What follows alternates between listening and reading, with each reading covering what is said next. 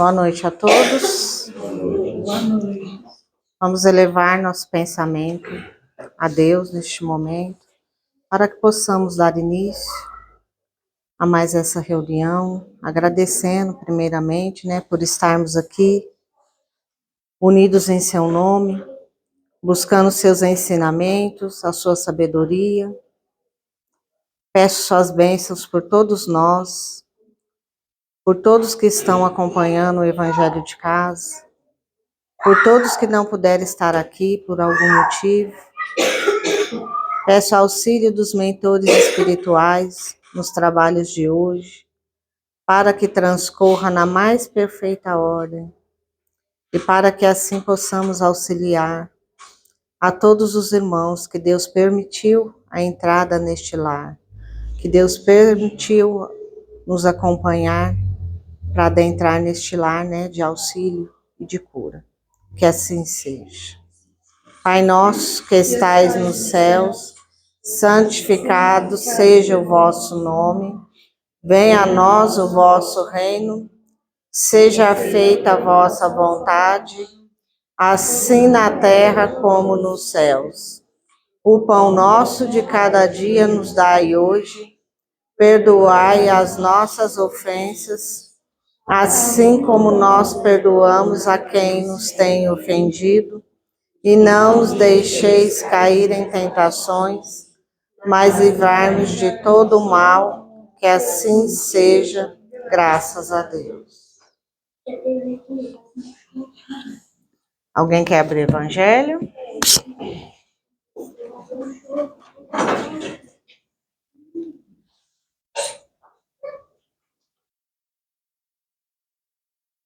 Simone, por favor.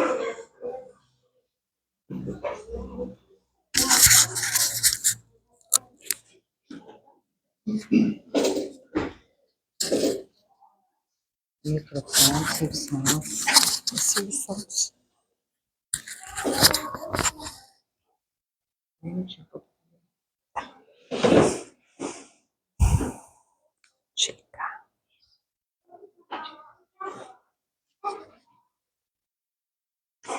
Boa noite a todos. Sejam bem-vindos e que a paz de Jesus esteja em nossos corações. Caiu no capítulo 16, servir a Deus e a Mamon. E caiu no item salvação dos ricos, que vem dizendo assim,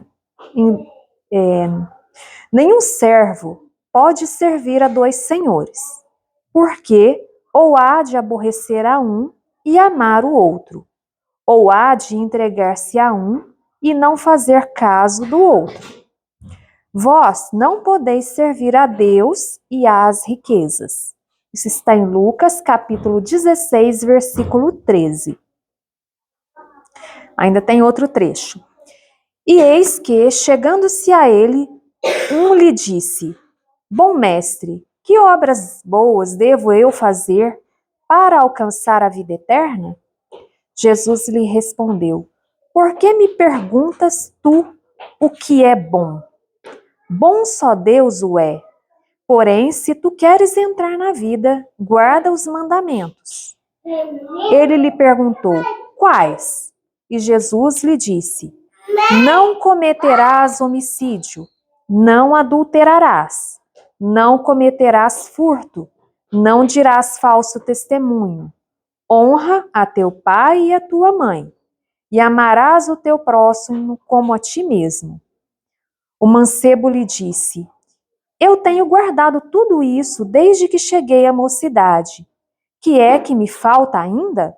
Jesus lhe respondeu: Se queres ser perfeito, vai, vende o que tens e dá-o aos pobres, e terás um tesouro no céu.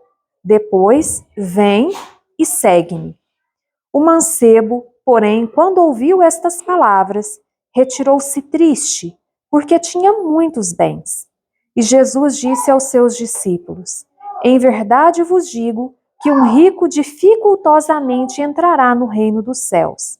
Ainda vos digo que mais fácil é passar um camelo pelo fundo de uma agulha do que entrar um rico no reino dos céus. Isso está em Mateus, capítulo 19, versículo 16 a 24, também em Lucas, capítulo 17, versículo 18 a 25, e em Marcos 10, Marcos capítulo 10, versículo de 17 a 25. Aqui, essa passagem que vem falando desse capítulo sobre salvação dos ricos é bem interessante, porque a gente chega como um espírito, né, nesta terra que é pura matéria. Tudo que você vê, tudo que te cerca, depois que você nasceu, apareceu aqui nessa terra, nascido do ventre de sua mãe, tudo, todos os cuidados que você consegue perceber é material. Tudo. O cuidado, a roupa, alimento, tudo. E aí, às vezes é muito difícil, muitas pessoas têm essa dificuldade de perceber a parte espiritual. Nós temos que imaginar que nós não somos mais seres primitivos, como eram os homens das cavernas ou os homens antigos, que simplesmente viviam única e exclusivamente por causa da matéria. Nós temos que ter essa consciência, mas não uma consciência teórica. A gente tem que ter uma consciência viva e presente em cada pensamento e em cada ato nosso. Porque se nós nascemos com um corpo material que precisa de cuidados materiais, não significa que não precisemos da parte espiritual. Às vezes as pessoas confundem, né? Acham que, poxa, não dá para viver, né, nesse mundo de acordo com esse texto, porque vem falando que você não pode servir a um e ao outro, né? A matéria e ao espírito. Só que jamais Deus disse descuide, né? Ou Jesus disse descuide da parte material.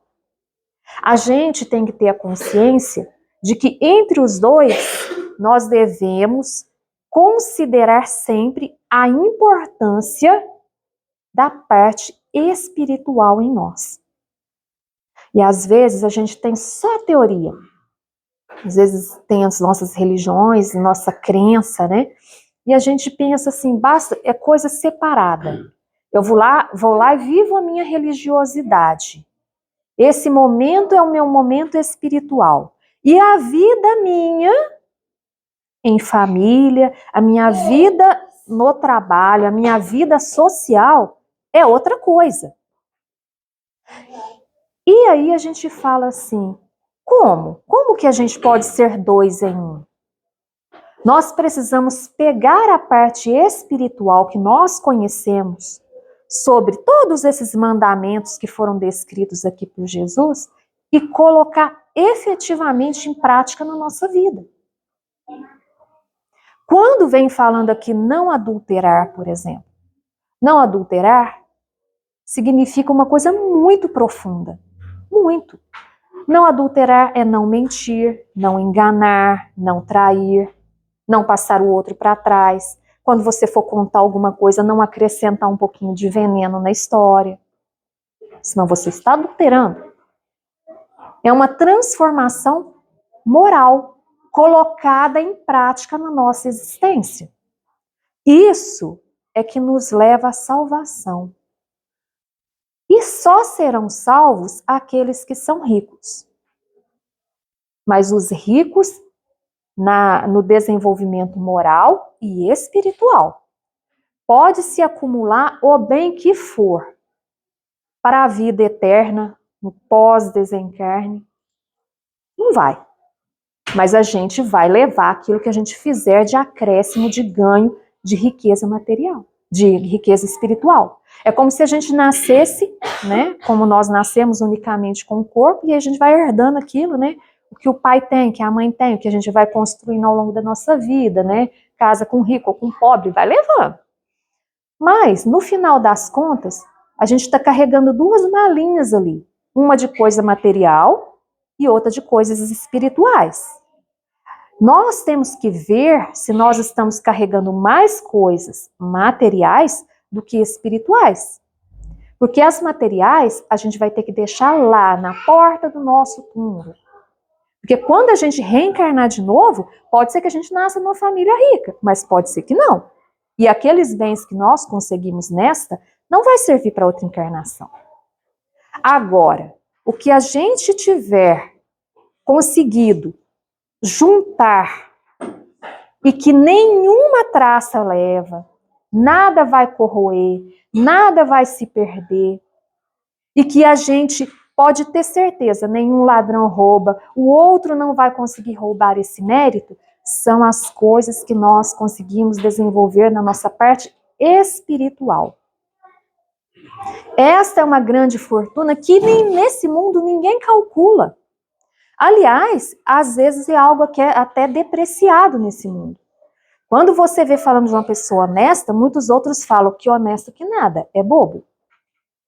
Quer dizer que uma grande riqueza se tornou, diante dos olhos do mundo, algo ruim. E no mundo no qual estamos, você ser bom, você honrar seu pai, sua mãe, você não cometer adultério, você ser honesto, seguir os 10 mandamentos, são coisas que neste mundo, muitas vezes, você é tido como um bobo. Mas, quando a pessoa que está levando a vida meramente material desencarna, a bagagem dela espiritual, o que ela conseguiu reunir de bens espirituais, vai fazer muita falta para ela no mundo espiritual, para a vida verdadeira. E vai ter sentido que perdeu muito tempo numa encarnação correndo atrás de uma coisa falsa. Então, é impedido da gente procurar bens materiais? Não. Mas jamais devemos abandonar a parte espiritual ou partir para uma desonestidade ou tentar passar a perna em alguém ou cometer algum... Simone, as pessoas hoje em dia elas ficam tão preocupadas com o lado material, o espiritual é o último. É o último. E só vai quando precisa mesmo, né, gente? Quando é chamado pela dor. Né? As pessoas não falam assim, não, vou tirar um tempo para me rezar essa hora, esse dia. Não põe como prioridade. E sim, só quando necessita e muito. E muito. Não é pouco, não. Então as pessoas se esquecem desse lado. Vamos trabalhar, vamos sair, vamos passear. Esquecem de Deus, esquecem do primordial, né? Do essencial. E é interessante você estar falando isso, porque... Esquece, não procura Deus. Não. Sim, não procura Deus em nenhum momento. Mas só que se a gente prestar atenção na nossa vida, o tempo todo nós temos que fazer a escolha entre o espiritual e o material. Seja no momento que você vai, digamos, se você está no comércio, você vai pagar, você presta atenção que a pessoa te voltou a trocar mais. Aí vem aquela questão, fico para mim ou comento com ela que ela me passou troco a mais? Chega em casa, eu vou comentar com a minha mãe o que aconteceu no meu trabalho. Acrescenta um pouquinho de veneno ou não? Para eu me satisfazer, para eu ser vista como coitada. Nossa, eu poderia ajudar meu pai e minha mãe. Mas não vou não. Cada um faz o seu. Então, o tempo todo você está sendo testado. Só que a gente não presta atenção, a gente vai vivendo a vida atropelada.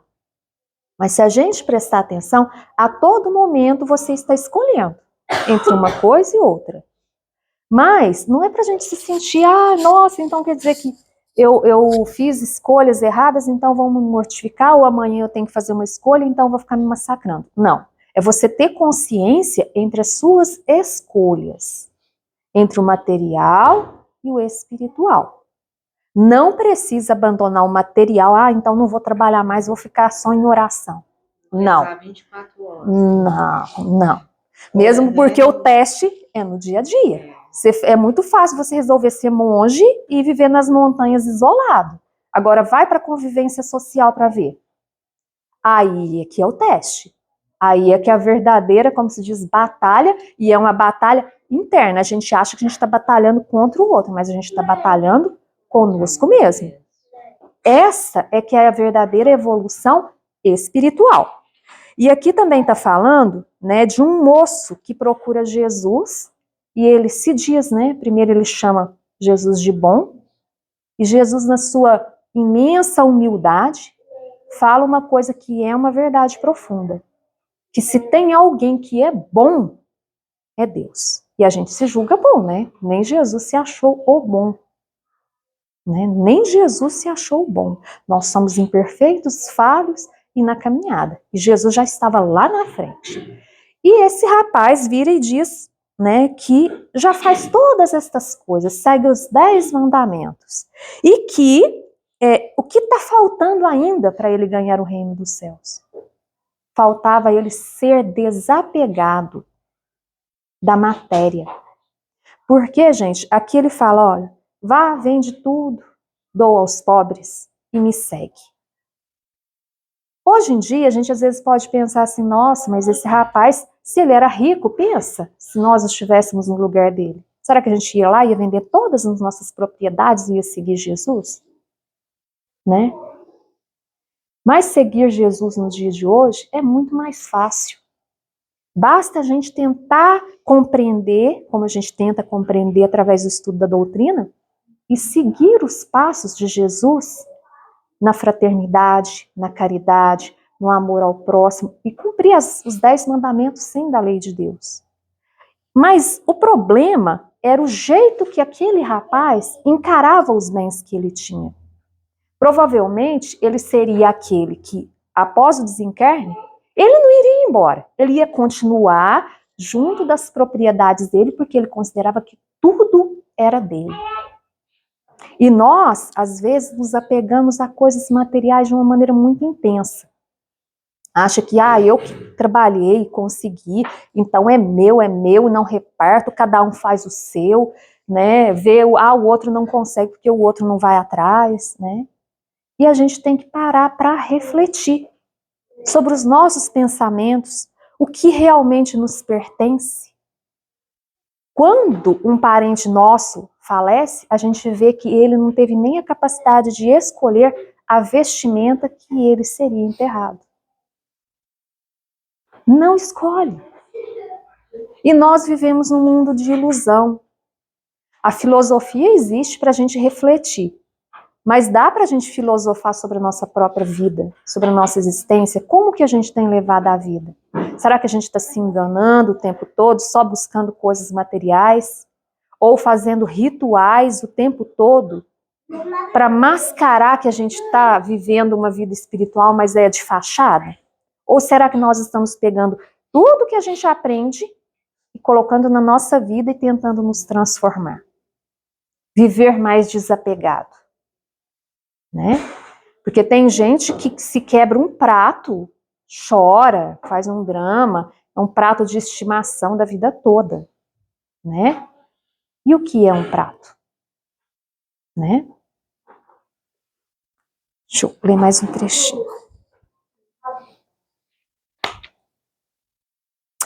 Aí tem mais um trecho que vem falando, guardai-vos da avareza.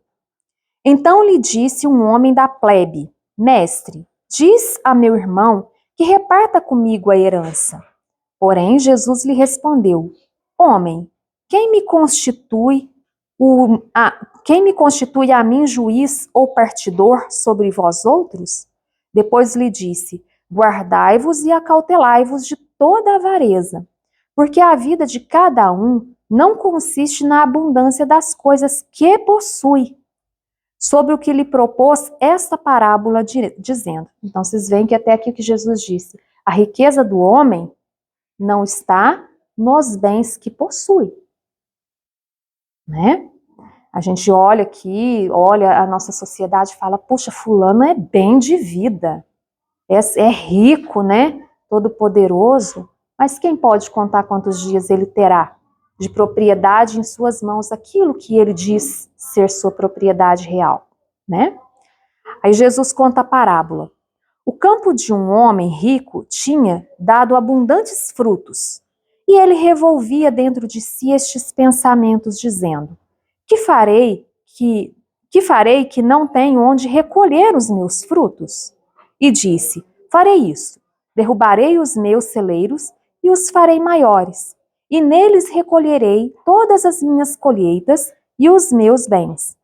E direi à minha alma, minha alma, tu tens muitos bens em depósito para largos anos. Descansa, come, bebe, regala-te. Mas Deus disse a este homem: Nécio, esta noite te virão demandar a tua alma, e as coisas que tu ajuntastes, para quem serão? Assim é o que entesoura para si e não é rico para Deus.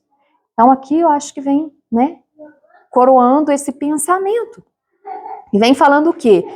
Este homem que conversa consigo próprio na parábola, ele vem falando, ele fala para ele mesmo: minha alma, tu tens muitos bens. Será que a alma dele tinha muitos bens? A alma dele não tinha muitos bens, a não ser que ele tivesse construído bens espirituais. O corpo dele poderia ter muitas propriedades enquanto ele estava aqui encarnado, mas após o desencarne, ele não teria mais nada. Mais nada. E aí o que acontece? Ele iria morrer naquele dia e não poderia levar nada daquilo que ele considerava como propriedade sua. Eu acho que, como exercício de reflexão, a gente tem que pensar sobre nós mesmos. O que realmente eu tenho de tesouro? A minha alma, que tesouro tem?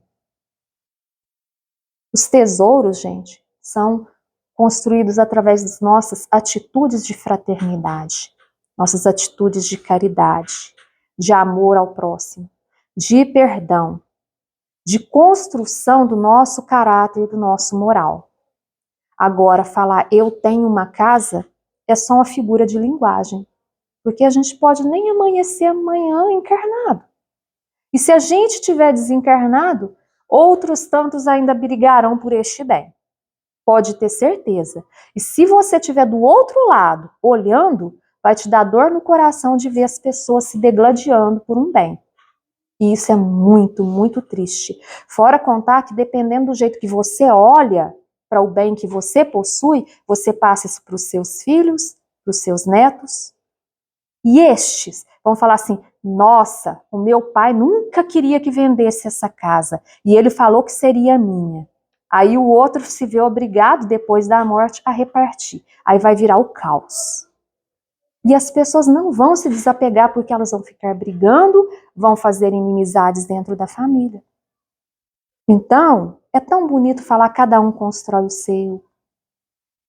O que tiver que ser diante da justiça, cada um receberá. Por quê? Porque tantos irmãos a gente vê brigando por causa de herança, por causa da justiça, querer repartir igualmente um bem, sendo que um deu todo o seu sangue e o outro não deu nada. Aí você fala, não merece, mas a justiça não analisa por aí. E aí o outro que partiu, que pode sentir a vibração de cada um daqueles que ficaram aqui, é capaz de pensar assim, puxa, um bem que eu suei tanto, está virando guerra lá na Terra. Então, gente, vamos nos equilibrar, vamos pensar no tesouro que nós temos verdadeiramente. O que nós estamos trazendo para a nossa vida? O que nós estamos construindo de verdadeiro? Quando a gente olha e vê que a pessoa que está desencarnando era uma pessoa de bem, uma pessoa que exercia caridade, fazia tudo de maneira fraterna e buscava melhorar-se a cada dia. A pessoa não tem que ser perfeita, procurava melhorar-se a cada dia. Essa pessoa é verdadeiramente uma pessoa rica.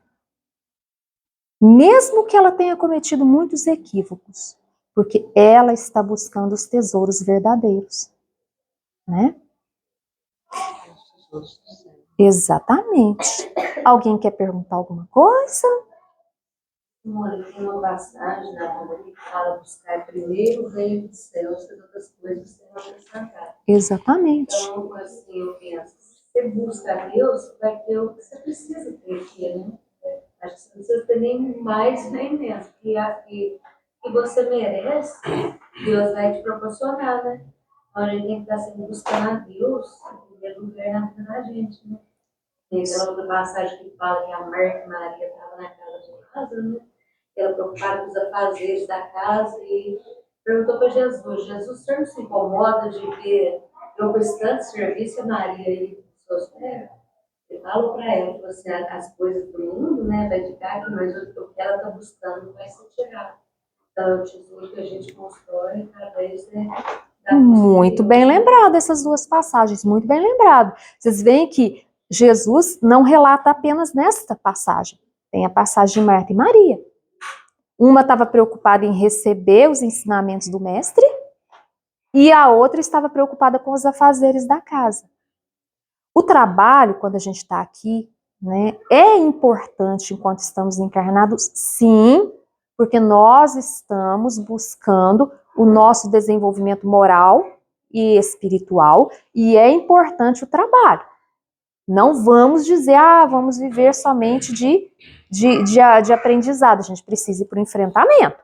Agora, deixar isso, tem gente que fala assim, quando eu aposentar, aí eu vou fazer caridade. Quem disse que vai aposentar? Quem disse que vai viver até lá, né? Vai fazendo tudo no meio do conjunto, né? É uma loucura. Você não tem tempo de cuidar da casa dos filhos, você não tem tempo para trabalhar, você não tem tempo para se cuidar e não tem tempo de fazer seu momento espiritual, vai virando um caos, mas a gente tem que se organizar, porque nós não sabemos o dia de amanhã. E nós temos que ter essa preocupação, sim. E é nesse conjunto todo que a gente constrói os grandes tesouros, né? A gente ajuda o nosso próximo de diversas formas. No nosso contato com o nosso colega de trabalho, com a nossa família, através de uma oração em silêncio, você já está construindo seu tesouro, né? E tem gente que às vezes, ao invés de construir tesouros, fica desconstruindo o tesouro dos outros, né? Tentando derrubar o outro, testando o outro, magoando o outro, né? Faz o mais difícil, né? Porque em vez dele procurar, porque quem procura a Deus, procura a paz espírita, a paz interior, que nos tranquiliza, que nos acalma, que faz com que a gente olhe a dimensão dos problemas, né? Com menos dimensão, Um outro olhar, né? Um outro olhar, né? E às vezes as pessoas demoram tanto para ir buscar essa paz interior, essa paz em Deus, né? Vivem tão atribulados no dia a dia, na correria, né? E é o que nos tranquiliza, porque é muito bom, gente, a gente você trabalha o dia inteiro, trabalha, mas chega de noite, você está aqui, está orando, está buscando, está em paz, né? Você está trazendo paz para o seu coração, paz para a sua vida, isso é muito importante para o equilíbrio nosso. Exatamente. Né? E quando aqui teve uma parte que estava falando sobre a avareza, não pense que a avareza é só de bens materiais, não.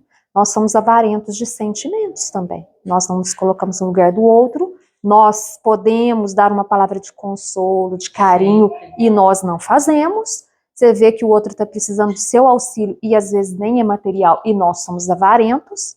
Nós nos sentimos chamados. Vai lá, ajudar, a pessoa está precisando de uma palavra, está sofrendo. Você se fecha. Você está sendo avarento de sentimentos. Eu acho que é pior esse sentimento que você guarda, né, sendo avarento das qualidades que você possui, pode ajudar o outro, do que realmente, aí está precisando de dinheiro, eu vou lá dar. Porque você... essa é a caridade fácil. Sim, né? Essa é a caridade fácil. Você chega ali, joga o dinheiro e fala assim, eu nem preciso me preocupar mais. Agora chega lá e ouvir o outro, consolar o outro.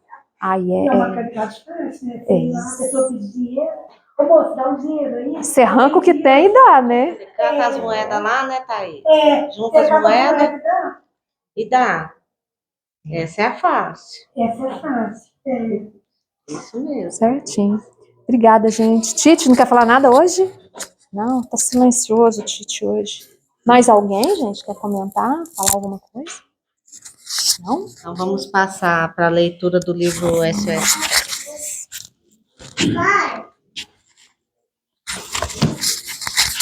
Microfone, solução.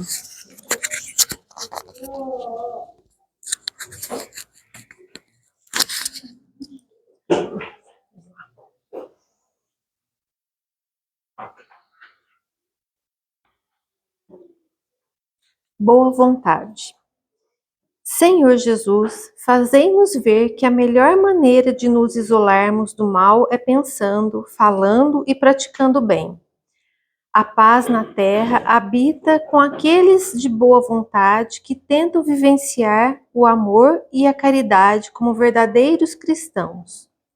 Sabemos, Senhor, que para darmos o primeiro passo é necessário disposição interior.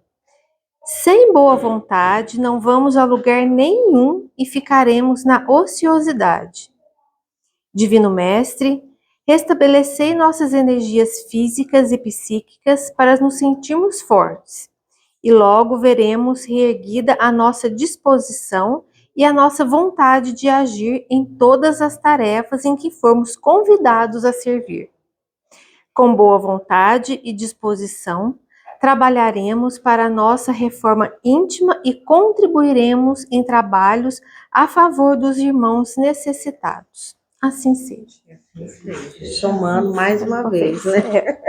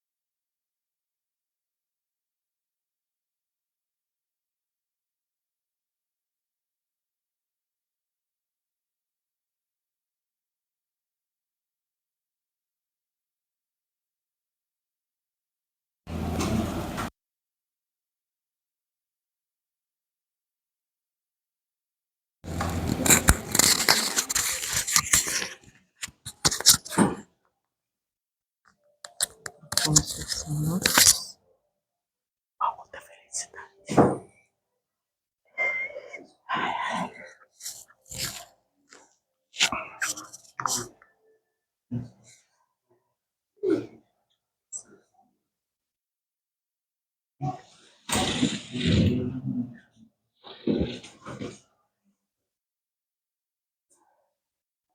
Deus, nosso Pai, Jesus, amigo e mestre, amigos espirituais do plano maior, que são os nossos mentores, que estavam aqui muito antes do que nós chegarmos, preparando esse nosso ambiente, para que possamos, ao entrar aqui, receber toda a energia necessária para o nosso crescimento. Nós só temos que agradecer, Senhor, por tantas bênçãos recebidas, pelas oportunidades que temos de aprender e de crescer um pouco mais. Agradecemos, Senhor, pela nossa vida aqui na Terra. Agradecemos por nós termos uma família, por termos amigos, por termos o nosso alimento e a nossa água. Agradecemos, Senhor, pelo ar que respiramos, por toda essa natureza que nos envolve, por todas as energias emanadas. Dai a vossa bênção a todos os nossos irmãos, encarnados e desencarnados. E assim, Senhor, agradecidos por tudo que nós temos e que somos, pedimos que toda essa energia vá de encontro aos nossos irmãos nos hospitais, aos médicos, enfermeiros que ali trabalham, todos possam receber essa energia, Senhor. E que toda a energia envolva os nossos irmãos em estado de rua, aos nossos irmãos nos asilos, pela nossa juventude, Senhor, pelas nossas crianças dos planetas. E pedimos, Senhor, que toda a energia vá até as cadeias públicas, as penitenciárias, e também que vá até os nossos governantes, que possam tomar as melhores decisões para auxiliar os seus irmãos. E assim, Senhor, agradecido por tudo, por tantas bênçãos e por essa casa que nos acolhe, vamos pedir licença para encerrar a nossa reunião e faremos a oração que vós nos ensinastes. Pai nosso que estais nos céus, santificado seja o vosso nome. Venha a nós o vosso reino. Seja feita a vossa vontade, assim na terra como nos céus. O pão nosso de cada dia nos dai hoje. Perdoai as nossas ofensas, assim como nós perdoamos a quem nos tem ofendido. E não nos deixeis cair mais em tentações, mas livrai-nos de todo mal. Assim seja, graças a Deus. Muito obrigada, Senhor. E Assim assim, seja.